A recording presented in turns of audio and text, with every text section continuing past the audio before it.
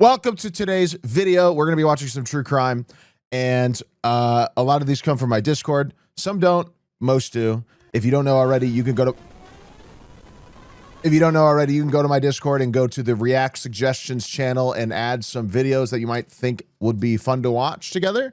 And we would love to see you in the Discord channel. We have a nice little community of people, I think. There's a few, like 4 or 5 people here. If you're watching on YouTube, that means you missed the Twitch stream, but I stream almost every single day, even if it's not true crime, so I'd love to have you here. I'd like to think I put on a good show. Also, if you're watching on YouTube, make sure you subscribe to the channel you're watching on, because it's good to know that people like this stuff I'm doing. I'm going to have to edit this intro because I'm terrible at my job. That's okay. It's time for the intro.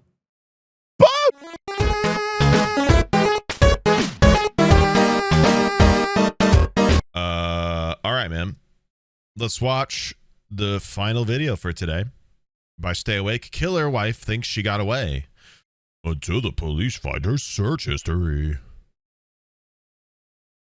Sounds like another intelligent. Where are my boys? Where's my brother? He's in this room. I'm sorry. This is It's all natural. The woman currently having a panic attack is 41-year-old Katie Richens. She's panicking because her brother, 39-year-old Eric Richens, was just discovered moments earlier, dead from an overdose. Okay. Just take a deep breath. Take a deep breath. Oh, wait, and we're going down. I gotta breathe. Oh my god, I gotta breathe. I just talked to him like a couple hours ago.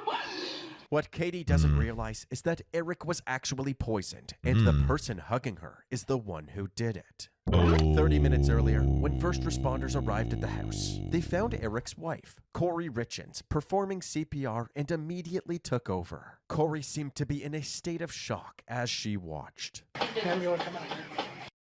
So what happened today? We were just fine. We were fine. We had a drink together at 9 to celebrate something at work tomorrow. We went to bed. Well, that's stupid to say. Kids. We went to bed in our bed. Clearly, that's how she did What time did you it. guys go to bed? 9:30. 9:30. And then what alerted you to him today? When I sleep with my kids, I'll wake up and I go back in my own bed. I just crawled over on his side. Where- He was on his back on the bed, and I. To clarify what Corey just said, she and Eric were celebrating the purchase of a $2.9 million property for Corey's realty business, K. Richens Realty. This is a 8.75 acre property. There's a 3,000 square foot guest house. They each did one shot of lemon drop, then poured themselves a cup of Moscow Mule. They didn't finish their drinks and put them in the sink before one of their sons woke up from a nightmare. Eric went to bed while Corey went to their son's room and fell asleep there. After waking up about 6 hours later, Corey went back to her and Eric's room and crawled into bed. She then noticed that Eric's skin felt cold. After realizing that he wasn't breathing, she immediately dialed 911. Does he have any medical conditions or anything like that? He has Lyme's disease. Lyme's disease? I mean, nothing major. Like, Okay. he just said his chest was hurting. Happy April Fool's Sneegsnag chat _carrot. He got his allergy shots. The paramedics fought to revive Eric for 90 minutes, but it was too late. At 4:58 a.m., he was officially pronounced dead. Corey's mom, Lisa, arrived at the scene to counsel her daughter while an officer asked them some questions. Does he have any history of illicit drug use or anything in the past year? No, never. Okay. My husband's active. He didn't just die in his sleep. This is insane. Maybe a reaction to his shots yesterday. I mean, he said he didn't Right, feel good yeah. from them. Like, Yep. Right. he looked pale last night. I asked if you were okay, and he said yeah, but he was saying his chest was hurting. Both Corey and Lisa mentioned that Eric wasn't feeling good after he got his seasonal allergy shot that night. But according to the medic that had been trying to revive him, it was highly unlikely that the allergy shot could cause something like this. We're just waiting for our ME. Yeah, and, man. Our detective to show. That's Zcam, really dangerous stuff. Okay. There's a lot of blood for no reason. I don't know. No pulse or anything? No, he was cold. I think he's been down a while. Not a long time, but he's been down a minute. While the deputies tried to piece together what had happened, more family members showed up at the crime scene searching for answers, Oh my God, including bro. Eric's sister Katie Good and her Lord. husband Clint. What happened? We don't know. We went to bed. Hey, Clint's here. He's gonna help. Where are my boys? This is the sister. Where's my brother? He's in this room. I'm sorry. This is... No, it's all it's natural, okay? Just take a deep breath.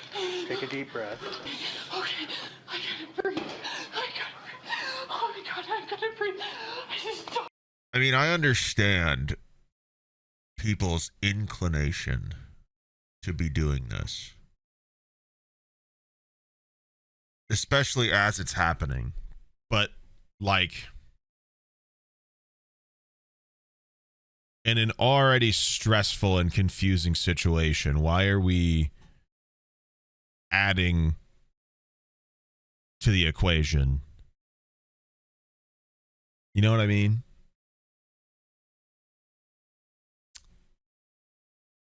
It's not exactly gonna benefit anyone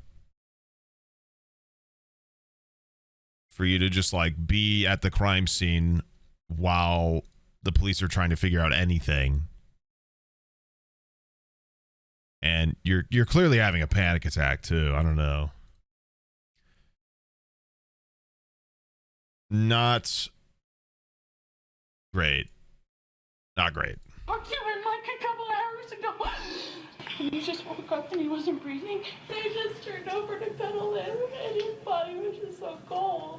But I didn't hear anything. He didn't yell. He didn't say anything was wrong. Nothing happened. Like, nothing happened. Most likely because of his age, you know, his health and everything else. To do an autopsy. Most likely. The autopsy took place later that day, and while the family awaited the results, they held an unofficial celebration of life at the Richens household. Yeah, come back in the corner with us. There we go. Gosh, bro. Look, Chachi's so good. Oh! You're an Afghanistan warrior. And the woman who did it's right there. Afghanistan warrior. This celebration was just one day after Eric's death, and Corey and Eric's sister Amy appeared to be having a great time. But the next day, on March 6th, 2022, Amy called the sheriff's office to report that Corey had punched her in the face when she learned that Eric had secretly removed her as a beneficiary of his estate. He did this back in 2020 after Corey took out a $250,000 line of credit in his name in order to kickstart her realty business. As a result, Eric placed his entire estate into a trust for his kids and made his sister Katie the trustee. I miss everything. I miss Nah. Chris, Will, everything. I miss perfect attorney. I miss everything. Corey was arrested and charged with assault for attacking Amy, and she ultimately pled no contest, which means she refused to admit guilt, but accepted her punishment as if she was guilty. Soon after this ordeal, Eric's autopsy results came back, and the medical examiner determined that Eric's cause of death was drug intoxication from painkillers. Over 5 times the lethal amount had entered Eric's bloodstream. This took everybody by surprise. Eric was never into hard drugs and was known to be active and healthy. Corey immediately called the medical examiner's office to ask some questions. Hey, this is Corey Richens. Hey, I just have some quick questions for you. I'm just trying to understand the toxicology report, and I promise I won't take up a ton of your time. Oh, you're fine. You're fine. So the 15 ng, like, is that like a substantial amount? Is that like a trace? That's a lot. That's a lot of in the blood. Yeah, and that's, you know, Fentanyl? people die with half that amount or less in their system. And then the acetyl, I don't know how you say that. Acetyl. Oh. Yeah, that's just a variant of fentanyl that is usually only present in the setting of illicitly manufactured fentanyl that's manufactured by drug cartels as opposed to by pharmaceutical companies. Yep. Oh, good Lord. So this... Because once again, and I've said this a handful of times, the dangers of fentanyl, besides its potency, is its indiscriminate look. It looks the same as anything else, white and powdery. There's not a uniqueness in its visual, like, look. So it's easily cut and added to other drugs from drug dealers and stuff to cut costs, because fentanyl is extremely cheap to manufacture compared. And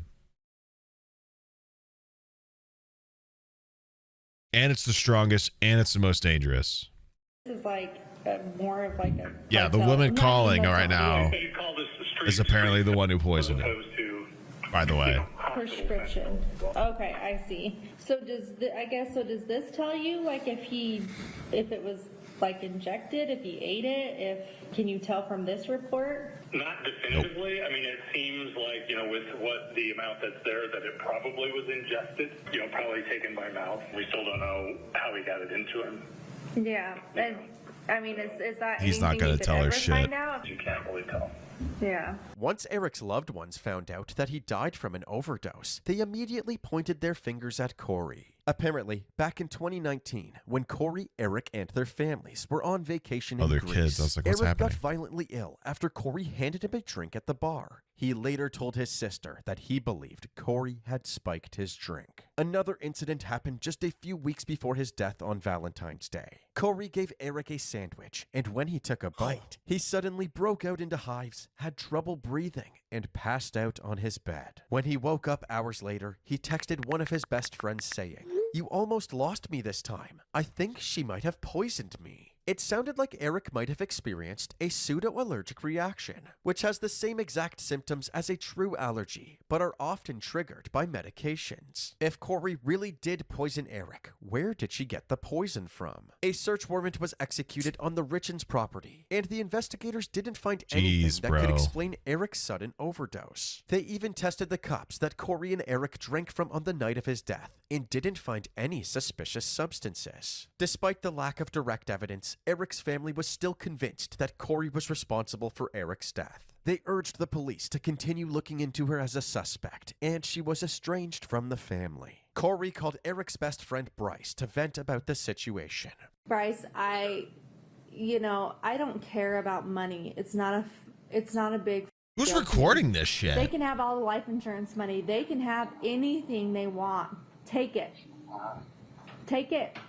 But they can't have my house, Bryce.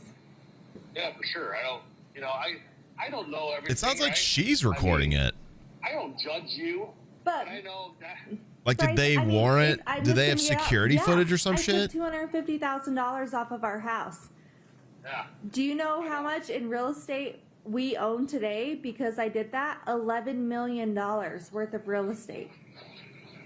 Do you know why I did that, Bryce? Because Eric would never let me work. Eric never trusted me in 100%. believing me.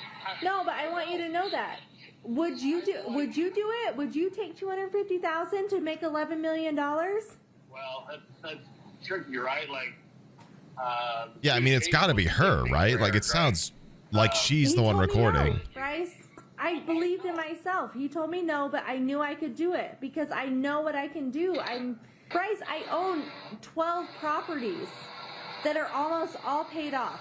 He just never gave me a chance. He never gave me a chance because he didn't believe in me. And he can say whatever he wanted. But at the end of the day... I didn't think they were going to take the house. They're taking the house? Yes, they're taking my house, Bryce. This is my house. I know if Eric was still here today, he would say, no, bullshit. I need Corey to be protected. But unfortunately, he didn't set it up that way. And honestly, I don't even know how he set it. I don't even know. The only thing I know... So many mean things. So many. I mean, there's a pretty... in it, and I don't care. It shouldn't be that way. It's kind of pretty telling that he set it up that I way. am not a bad mom, and Amy told him I was a bad mom.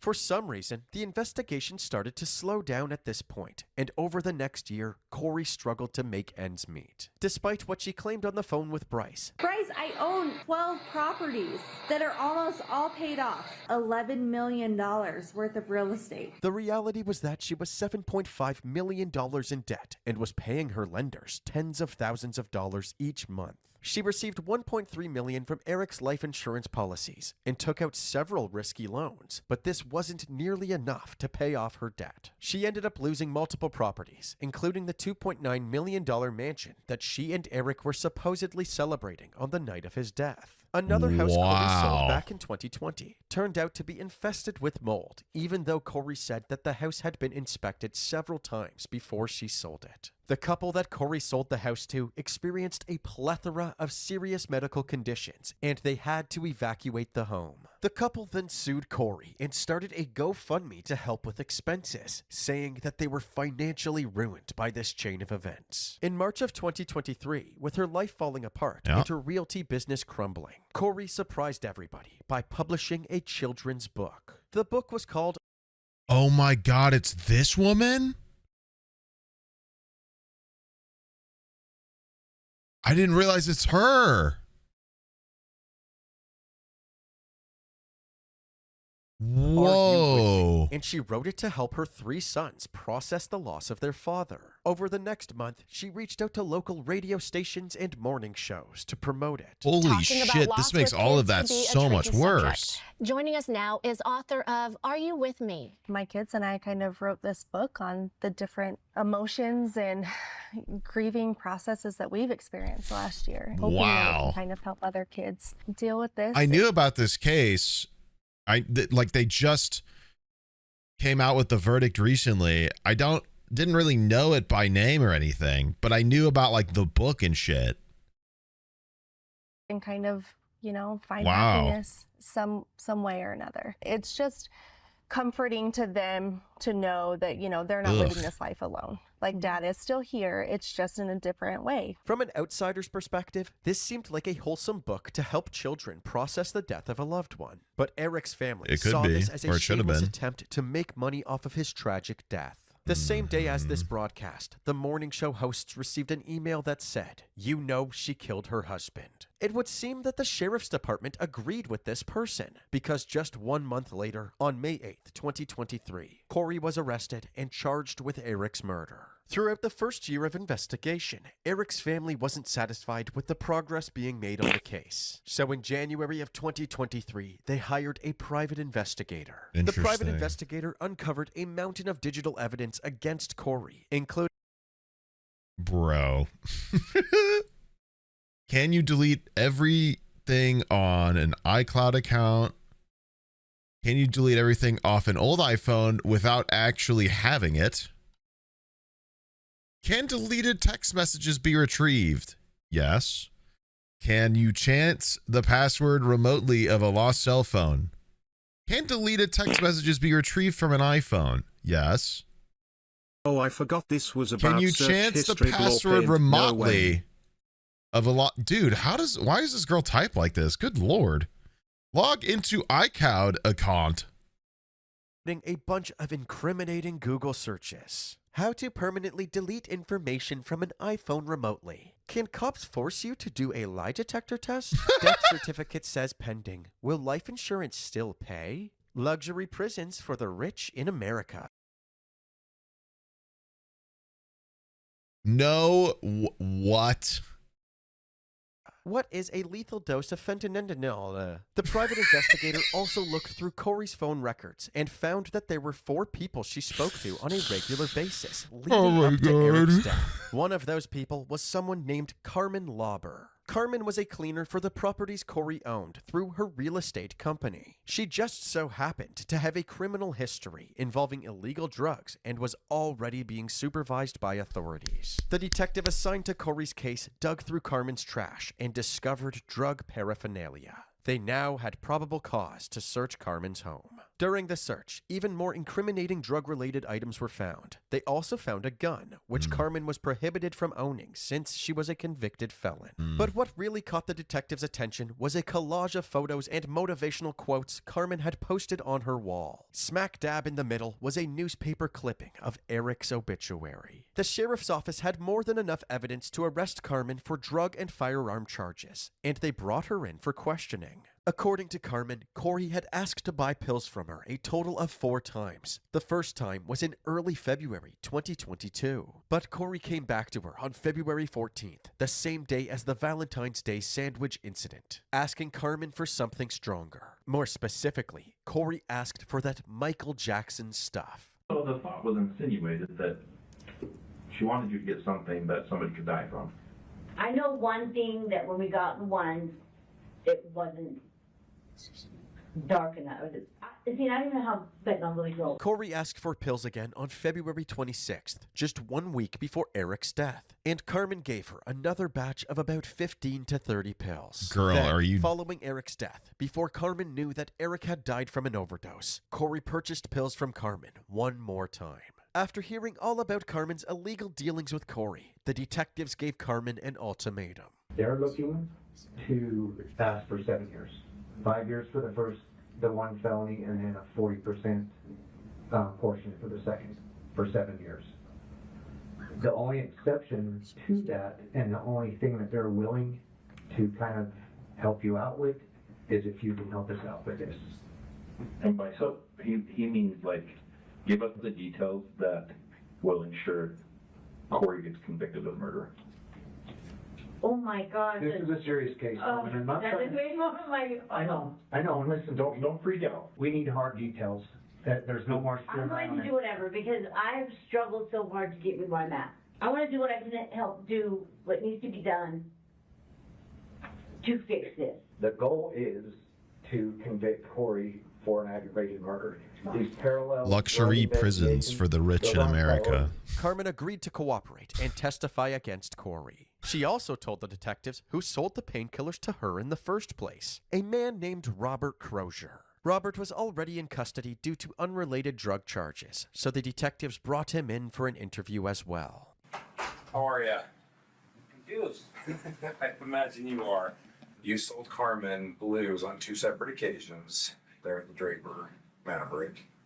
As a result, somebody died from that transaction. So we're not interested in jamming you up or anything like that. We're simply here for information.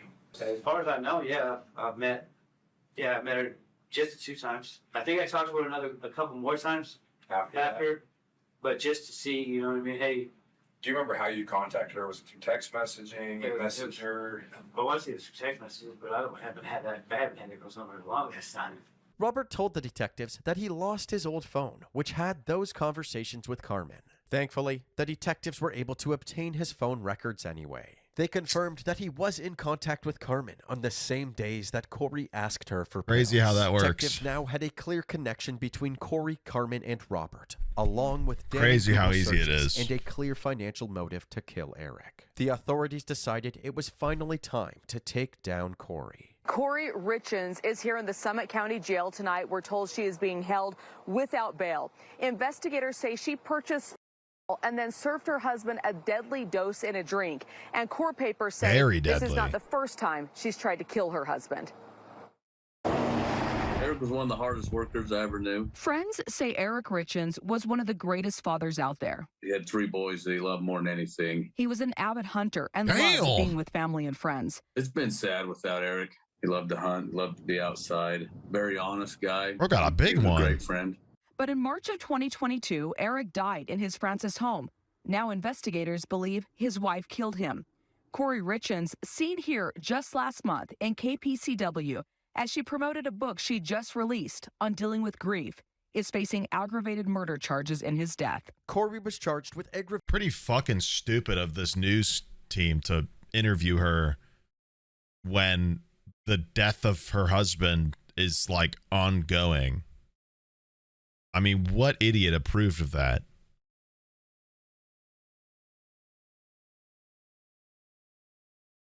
Aggravated murder for killing Eric and attempted murder for poisoning his sandwich on Valentine's Day. Corey's family found these charges ridiculous. Yeah, supposedly you put a love letter on the seat of his truck with the sandwiches.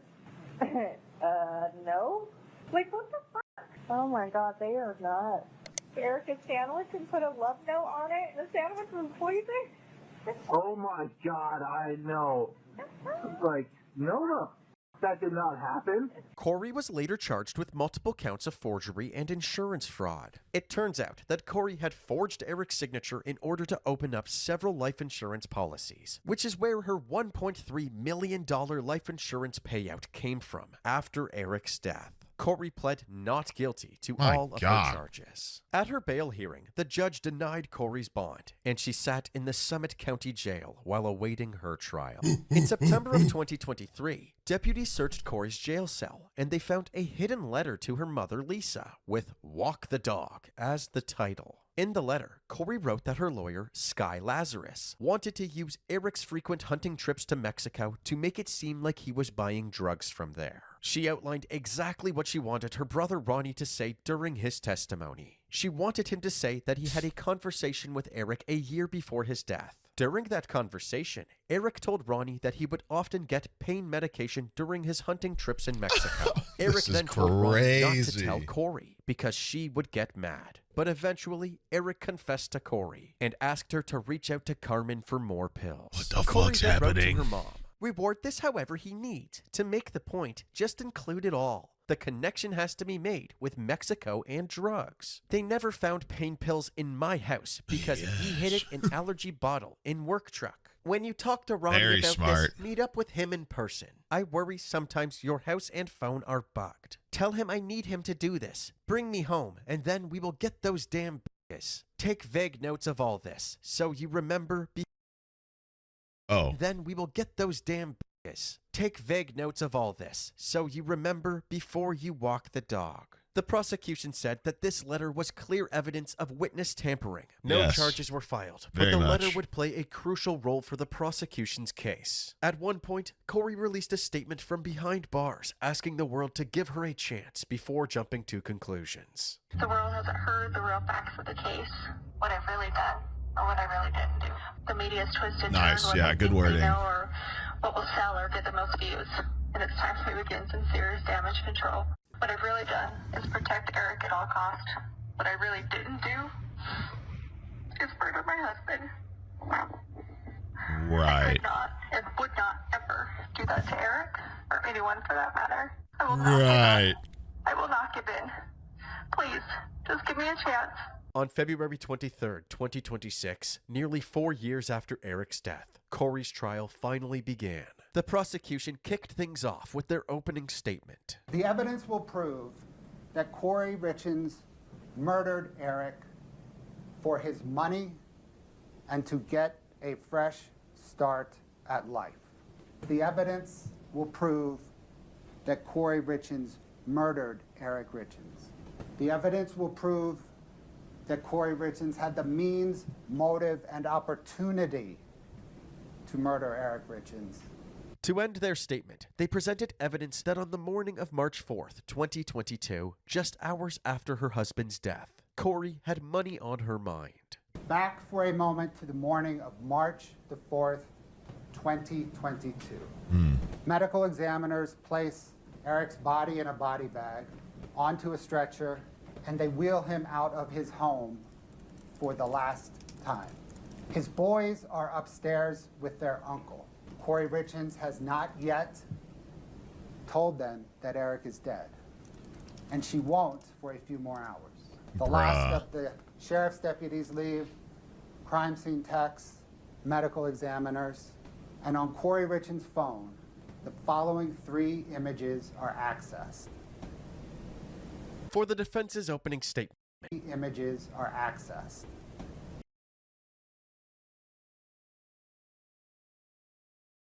Why is Trump censored? Why is Trump censored down here? What?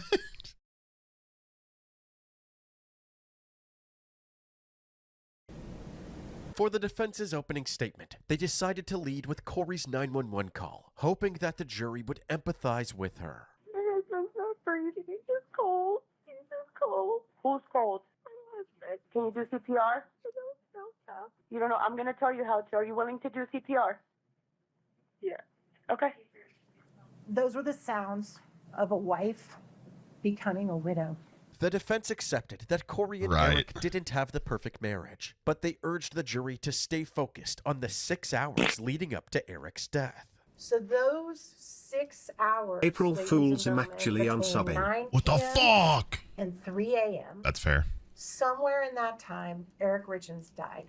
After 4 years of investigation and 5 weeks of this trial, You know what you're never going to hear is how that got inside of him. To this day, the medical examiner, the professional that's the head of declaring how people die in the state of Utah, has never been able to determine the manner of Eric Richens' death. Eric Richens' family simply could not accept that. They needed someone or something to blame for losing someone they loved that wasn't Eric himself. Eric's family went and hired experts. They hired experts in toxicology, in finances, in handwriting analysis, paid them all a bunch of money. And now those same people that the family hired are going to appear here as witnesses for the state to testify against Corey. That's the crazy. The only proper verdict to return in this case, which we are going to ask you to return, is to find her not guilty on all charges. The prosecution started calling witnesses. They began with Katie Richens and asked her to describe her point of view from the night of Eric's death. Did there come a time in the early morning of March 4th, 2022, that you received a phone call about Eric? Yes, it was early in the morning. Who called you? My dad did. It's not easy. He was screaming and crying. It said, "Eric's not breathing, Eric's not breathing." I screamed. I fell to the floor. My husband heard me and came running in, and we ran out of the house. This was the worst in my life. I'm sorry. When I got there was a bunch of emergency personnel, police officers, and Corey and her mom, Lisa, were there. I walked in, and I saw Corey standing on the other side of the staircase. She just shook her head at me, and I knew right then my brother was gone. And I fell to the floor. She wasn't crying like I was. She wasn't hysterical. Just stood there and shook her head no at me. Already, emotions were running high in the courtroom. Even some of Corey's best friends testified against her. Back in 2022, Corey's friend Chelsea Barney bought a house from Corey. What was the arrangement? It came down to I would sign the deed of the house, and the house was mine. And I paid a down payment, and I could do what I wanted because I had the deed to the house, but the loan would be under her name, but I would pay the mortgage payments myself. What Chelsea didn't know is that Corey never actually filed the deed with the county, so Corey still owned the house. When she got arrested, I was informed that there was a loan taken out on my house. I emailed the lady I signed the papers with and asked for copies Someone of was the just doing whatever the papers, fuck she wanted. and she told me it was never filed with the county. You were evicted in September 24. Mm-hmm. Why were you evicted? The new owners kicked me out. Over the course of the trial, the prosecution called over 40 witnesses, meticulously reviewing all of the evidence that we presented in this video. That's a lot of I'm people. having difficulty keeping my head up. Oh, no worries. Whatever you need, sir, to be comfortable. I'll go back to that. It's going to take her a minute to upload that, Your Honor. But Corey's defense team had an answer for everything. For example, another witness for the prosecution was Carmen Lauber. She described all of the times Corey approached her asking for pills, and her reaction when she learned Eric's cause of death. Did you ask Corey Richens about Eric's death? Yes, I did. What did you ask her? I said, please tell me these pills were not for him. Did she respond? She did. How did she respond? She said, no, they were not. Eric passed away from a brain aneurysm. When they had mentioned that it was from an overdose, that hit hard. Only for the fact that if that's what happened, I needed to step up and take accountability of my part in this that happened and what I was asked for. However, the defense tried to discredit Carmen's testimony, saying that the only reason she was testifying at all was because she had a plea deal. You were potentially looking at a long sentence if you were violated in drug court. Yes. But in that very first meeting, you said, I'll do whatever because you struggled really hard to get where it is. I'll do whatever it takes. So they say, all right, that's great. We'll go to the prosecutor and we'll try and hammer out a deal for you, correct? Correct.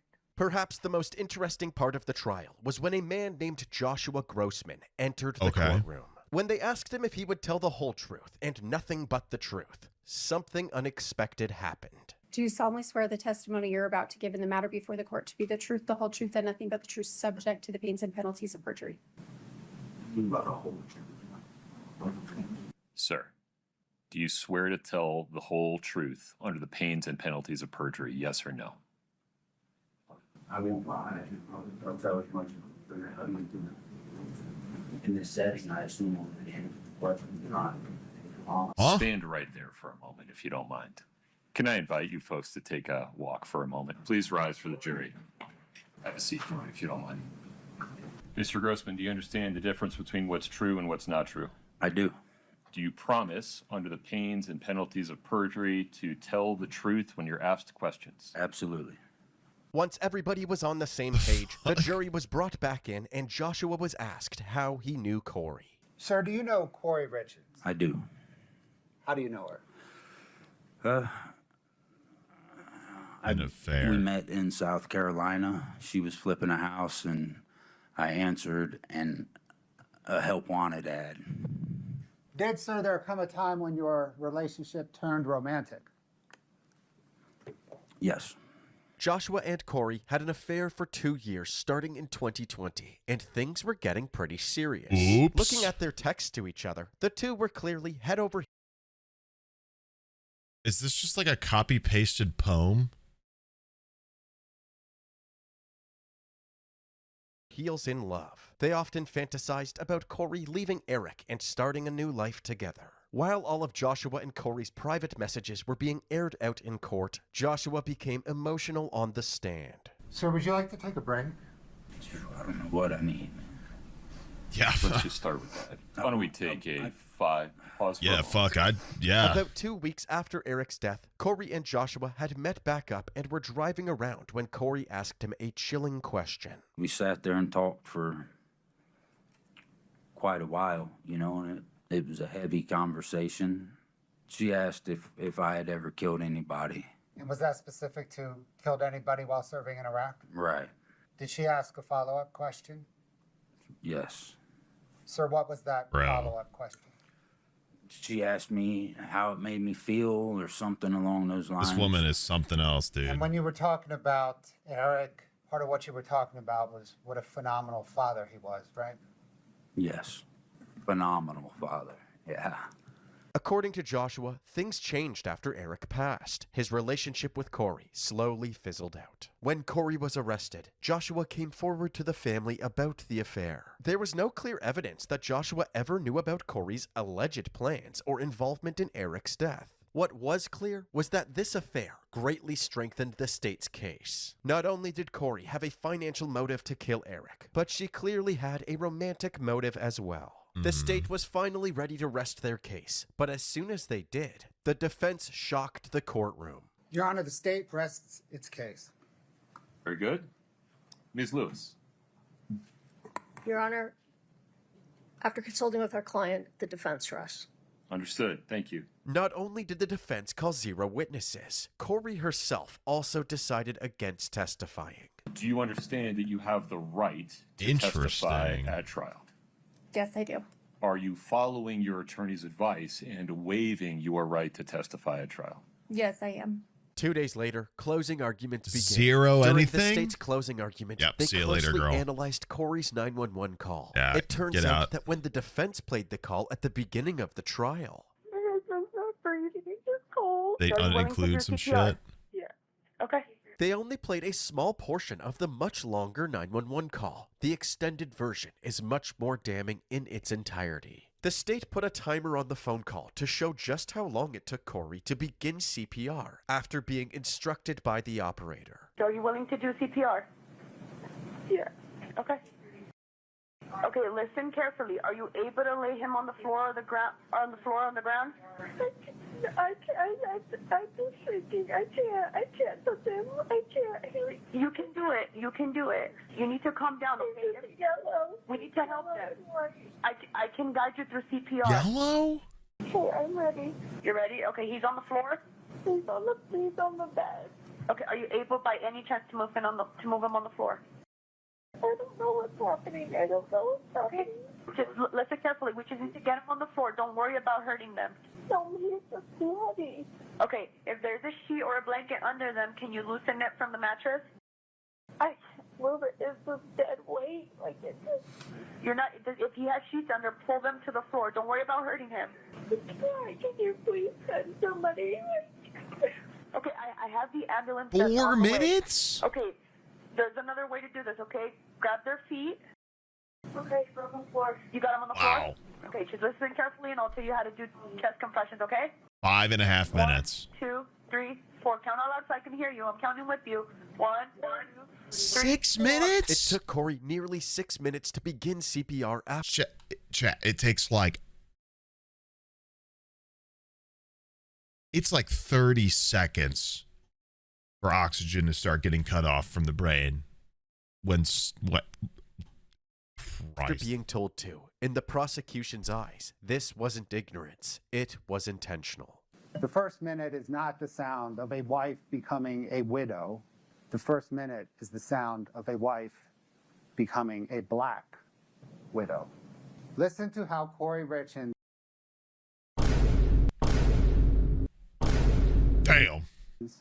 on the 911 call immediately presents her alibi narrative. Listen to how she tells the 911 dispatcher where she was when Eric died. She is distancing herself rather than he's not breathing, he has no pulse, I have to figure out what to do, I need help. She's saying, hey, look, I was not there, I was in my son's room. Very true. That's her alibi. The 911 call operator asks her to perform CPR. Notice how she distances herself from that. No, I don't know how. No, he's too heavy. No, I can't move him. She is not immediately trying to revive him. Listen also to her choice of language. Not great, girl. She has dehumanized Eric Richens. When she is talking about moving Eric from the bed and she is protesting and she is saying she cannot, she is not saying, I can't move him. She is saying, I can't move it. Eric is no longer a him to him. She murdered Eric. Eric is an it. The defense, on the other hand, I didn't even catch condemned that. the prosecution for judging Corey's behavior on the night of Eric's death and urged the jury not to be fooled by their false narrative. How do you judge someone in that moment? If I've learned one thing during this trial, I've learned I didn't grieve right. I didn't know that, but it's clear now that I didn't. They want you to look at a woman in the worst moment of her life and to judge her grief. Be courageous. Courage is what this moment demands. The courage to stand between a member of your community and the state and demand that they comply with the Constitution, that they comply with their burden. Do not let them fool you. Do not fall for red herrings. Corey Richens did not kill Eric Richens. The state did not prove this case beyond a reasonable doubt, and you have the courage to tell them this and find Corey Richens not guilty. This poor defense and lawyer. After 15 grueling days, the trial of Corey Richens came to an end, and the jury was sent to deliberate. After 3 hours of deliberation, the jury came back with a verdict. Count 1, aggravated murder. We, the jury, unanimously find that the defendant, Corey Richens, is guilty of aggravated murder. Count 2, yep, fuck you, bozo. Attempted aggravated murder. We, the jury, unanimously find that the defendant, Corey Richens, is guilty of attempted aggravated murder.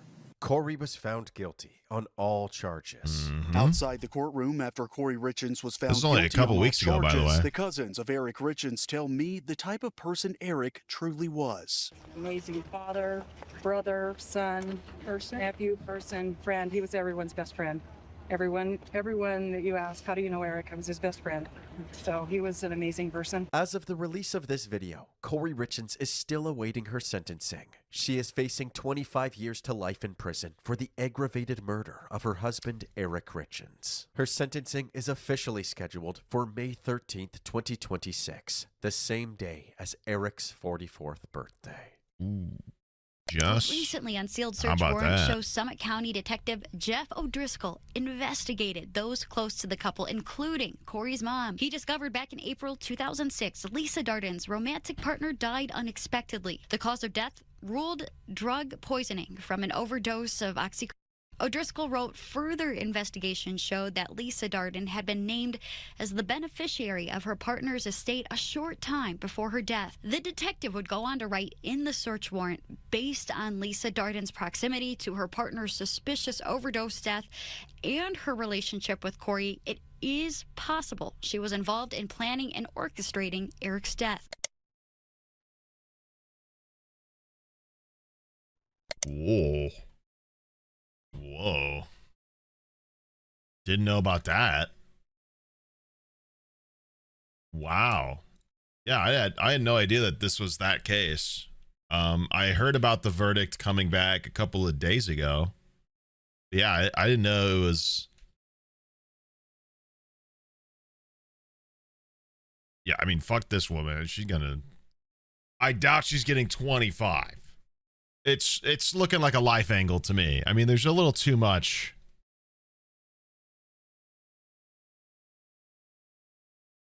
about it. Gross. It's just gross. I don't know, like gross.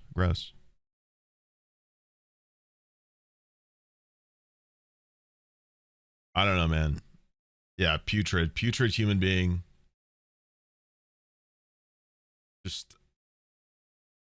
Just terrible. How do you do that to somebody?